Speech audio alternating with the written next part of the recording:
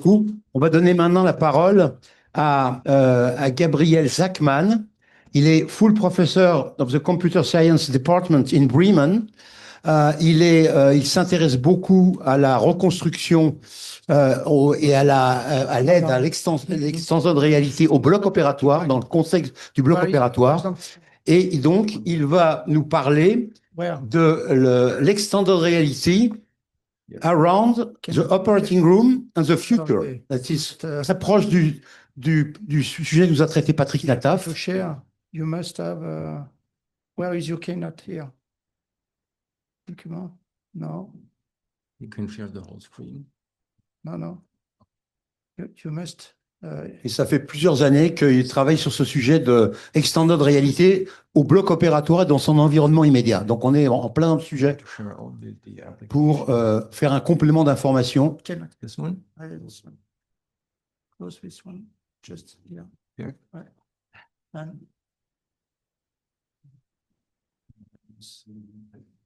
Just that. Just that. Yeah. Thank you, Gabriel. it's okay for you. You can have 20 minutes and 10 minutes for discussion. Okay.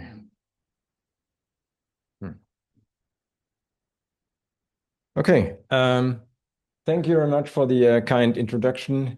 And first of all, I would like to thank Jean-François Ruhl for the invitation. Also, I would like to thank Jean-Guy Georges for proposing my name and establishing the contacts. And also, I would like to apologize to you. I do understand a little bit of French, but my French is certainly not good enough to give a presentation. So please bear with me.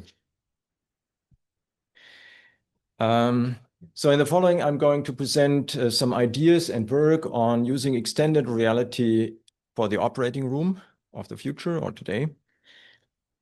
This is work that was done by my team over the past few years, which you can see here.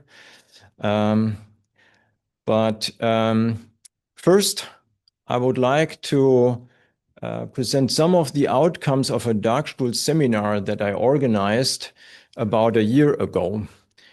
In case you're not familiar with Darkstuhl, this is a really great opportunity to gather a number of international researchers for a whole week in a remote and somewhat secluded spot in Germany, so people cannot run away.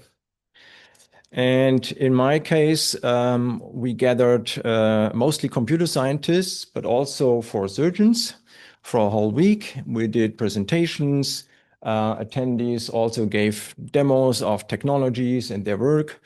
But most of the week was used for ideation, doing roadmaps and creating ideas how to use extended reality for the operating room. Out of that came a collaborative paper on extended reality for enhancing surgery. And we're now in the first revision cycle, so we can hope to get the paper published sometime this year. And as you can imagine, when you gather a number of researchers for such a long time, a huge number of ideas come up, and you can see here an overview of some of the more bigger ideas. Obviously, due to time constraints, I can only show you some or go into details for the ideas marked in red. So one idea that we have also seen in an earlier talk today is remote collaboration. You can see the concept image at the bottom, at the top right here. So the idea is that a remote surgeon, expert surgeon collaborates or works together with a local surgeon who is performing the actual operation in the room. And there are a number of benefits and motivations to do that. For instance, access to healthcare, access to training, and so on. I guess you're familiar with all these benefits or potential benefits. This also presents a number of challenges, obviously. So in order to make this collaboration successful, we need to enhance the immersion still, also the embodiment between the remote and the local experts and surgeons. It's important to make multimodal information available to the remote surgeon. And this brings us to standardization and questions: how can you integrate such technology into the surgical environments for seamless interaction and operation and workflow? At the bottom right, you can see one early example that we have worked on a few years ago, where several surgeons can visualize a CT scan in virtual reality, and they can collaborate in virtual reality and discuss the case together. And they could be in different places, obviously. Another use case for extended reality is robotics. We have heard about that in a previous talk too. So again, benefits are better precision, reduced blood loss. Also, potentially, this lends to remote operations and other benefits. Again, there's a number of really tough challenges, such as precise registration between the coordinate systems of the robots and the local patient, registration between overlays in augmented reality and the anatomy, and so on. Quality of service of the network is also a big issue, such as latency or bandwidth if you're doing remote operations.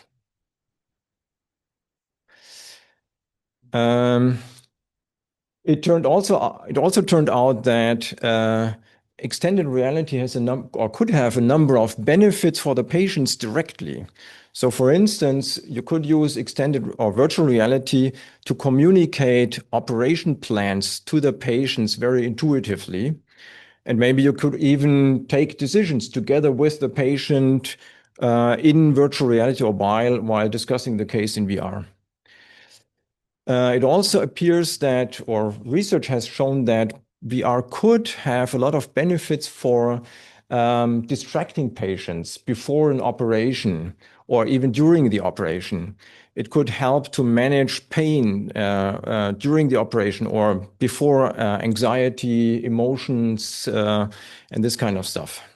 So there are a number of opportunities there, and maybe you could even use virtual reality to test cognitive functions while performing a neurosurgery, and that could really be quite an interesting use case, which, as far as I know, has not been explored yet. In the second part of my talk, I would like to show you some examples of the work that we have performed in my team. And so obviously we have also worked on a virtual anatomy atlas. You can see a video here on the left-hand side. So surgery students can interact with the anatomy, display different structures. You get all the tools, the instruments. You also get magic instruments that you don't have in reality. And so this offers quite a lot of opportunities. On the right-hand side, you can see one example where we show that learning anatomy using virtual reality actually has benefits. And there are many other ways how you can do these studies. We have also looked at VR training simulators, obviously. Here you can see an example with hip surgeries.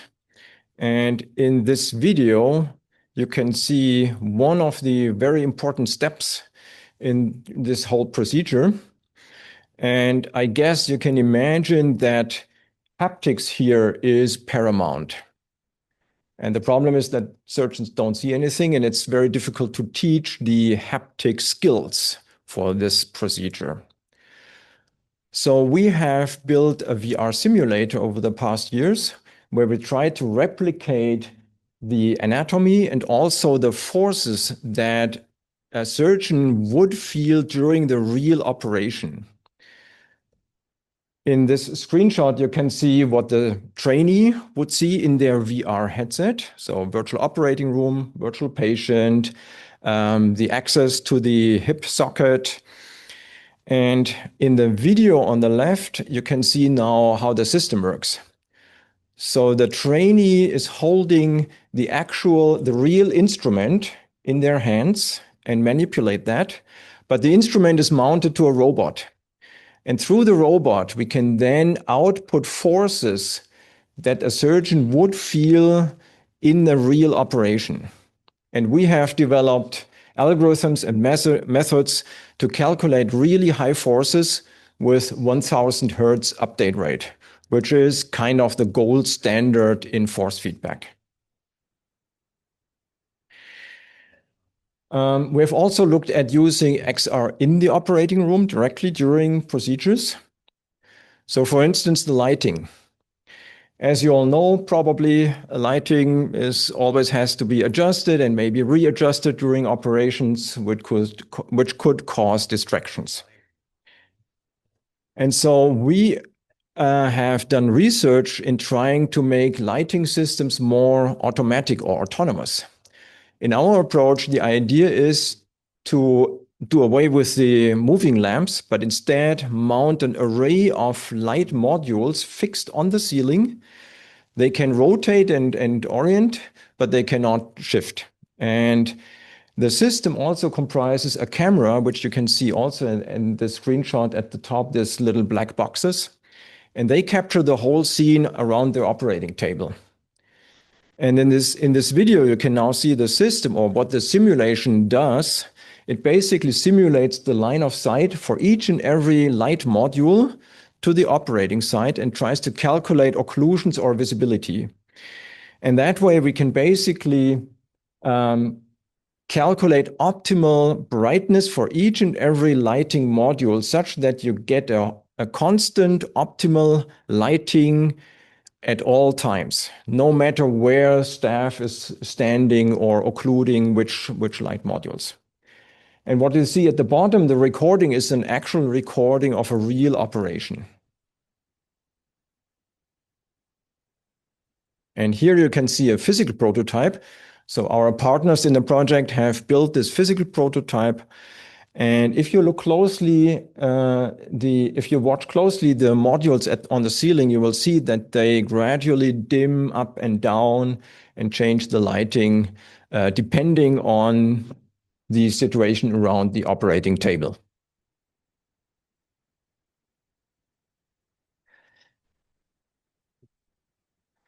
We have also looked at the access of information during operations. I'm sure you're all familiar with situations that you can see on the left-hand side in the video. So frequently monitors are placed in the operating room at a distance. Surgeons maybe have to tell nurses what to change in the visualization, stuff like that. So we were wondering, can we place the visualizations as close to the operating site as possible, which means on the covering sheets of the patient. And this presents, and this video shows the setup that we're using in this research. So multiple projectors project onto the cloth. We use multiple depth cameras that are also mounted here on the ceiling, watching or recording the situation around the operating table. And that presents a number of scientific challenges, such as, can we undistort the image even though the surface is not flat? Can we handle occlusions, overlapping projections, and so on?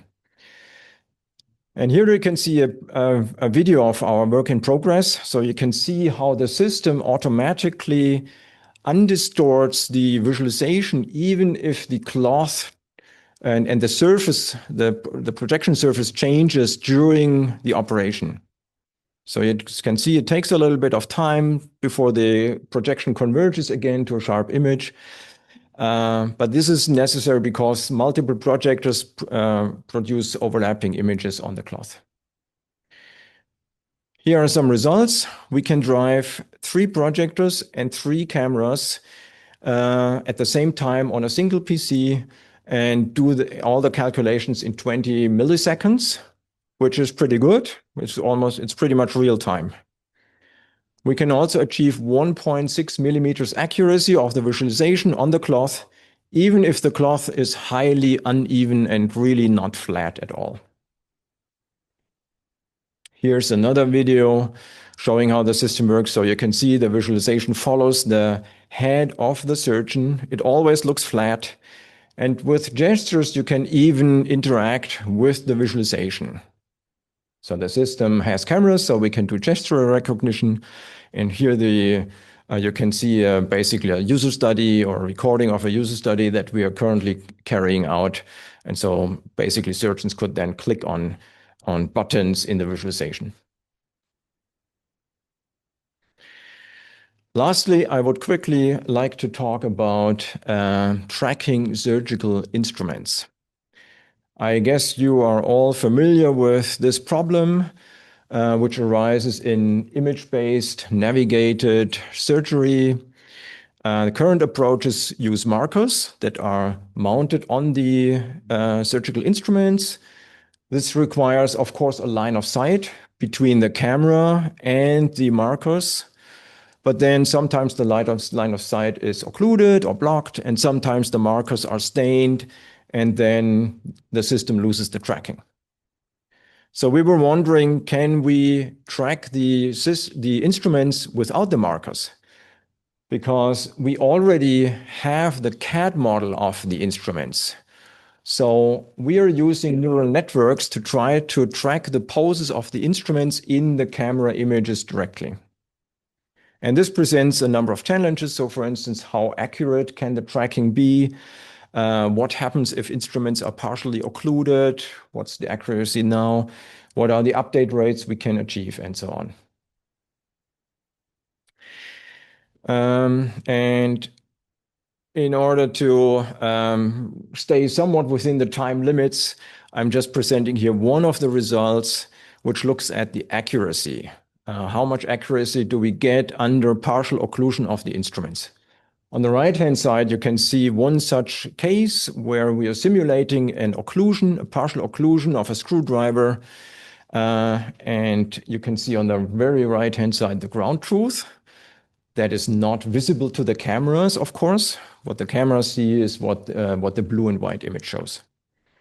And on the left-hand side, you can see the accuracy on the y-axis in millimeters. On the x-axis, you can see how much of the instrument is visible. 1 means it's totally, completely visible. 0 means it's completely occluded. And the green curve shows the accuracy we get with our approach. As you can see, in most cases, we are better than the state of the art, especially in this middle range of partial occlusion.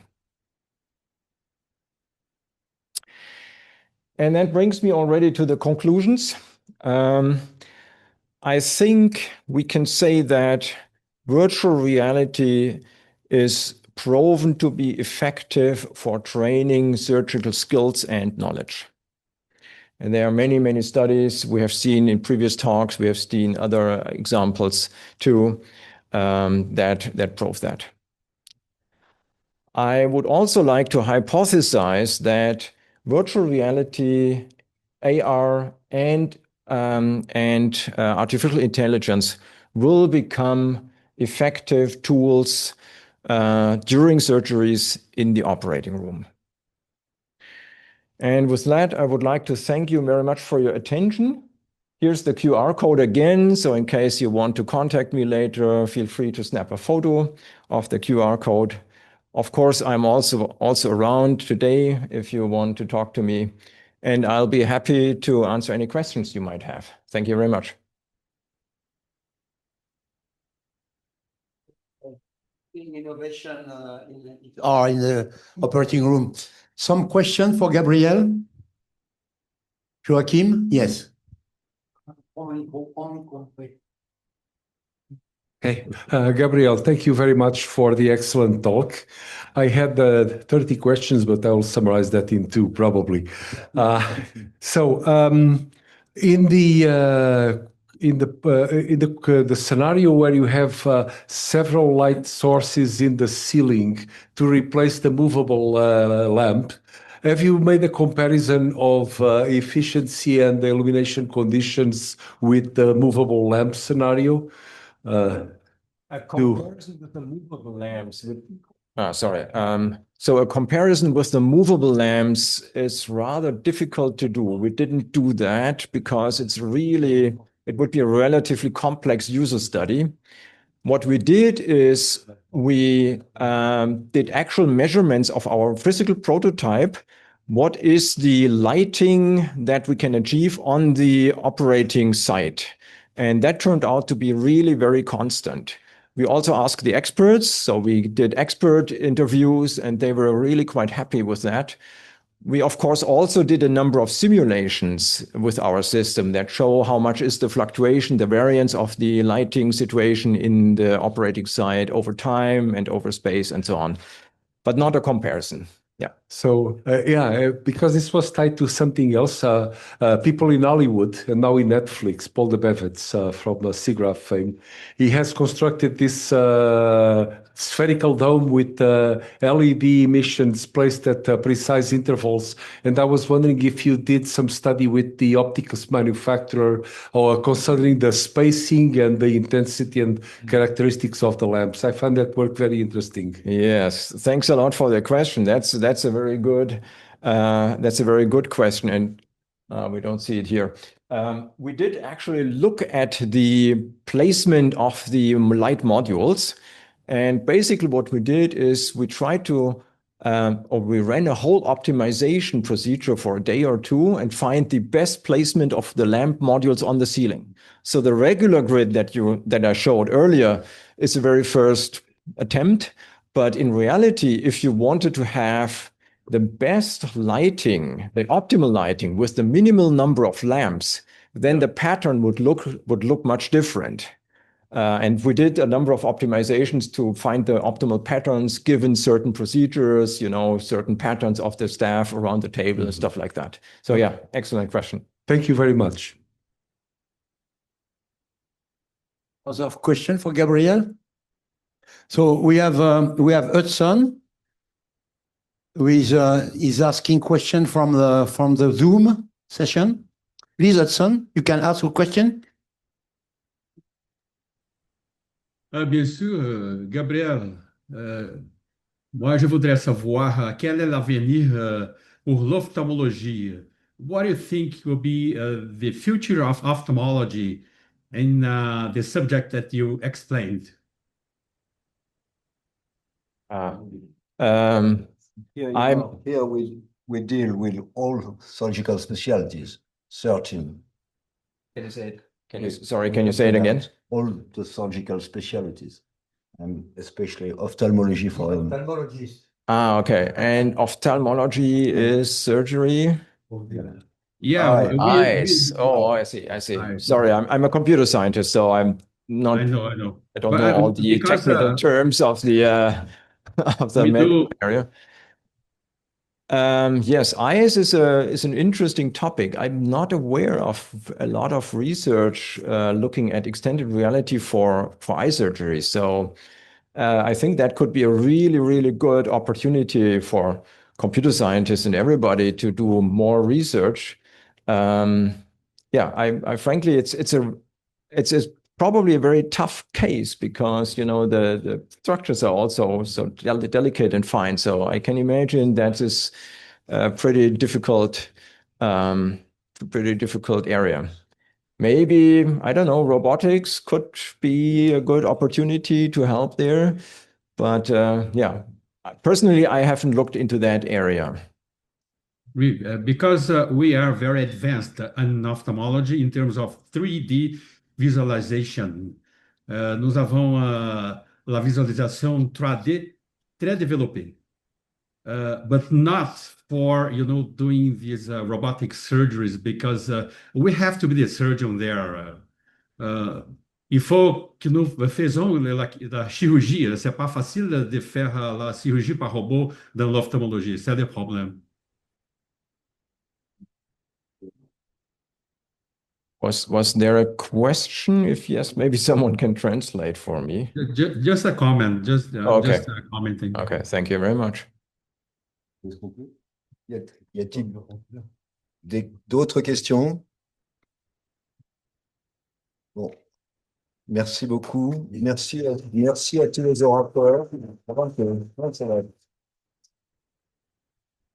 Alors, c'est incroyable. Toutes ces séances qui ont trait à l'anatomie réelle ou virtuelle ou augmentée sont absolument formidables. Après, on voit bien que il va falloir choisir. Et il faut choisir les indications des examens. Quel va être le plus performant, le plus frugal aussi, le plus écologique, en particulier avec les données, parce qu'on voit bien qu'on fait des progrès fantastiques, mais on se pose quand même des questions sur ces data centers. On espère que ça va marcher, bien sûr, on est optimiste, mais bon, il y a encore des questions. Merci en tout cas beaucoup à vous. Merci à tous. Oui, il y a une inflation de données. Le problème, c'est ça, on est inondé par des données. Donc, comment les sélectionner de façon pertinente pour que le chirurgien puisse être efficace? Et autre remarque générale qui est très importante, la collaboration entre les anatomistes, les chirurgiens et les computers scientistes est fondamentale dans toute cette révolution. Et je voulais les remercier d'être venus nous témoigner de tout ça. Merci. Joachim, tu as encore un mot? Oui, je voulais faire une petite observation, donner un compliment à Gabriel Zachmann, because Gabriel has organized in Dagstuhl a seminar where I had the privilege of participating, and we have 50-50 of computer scientists and real doctors, surgeons and clinicians.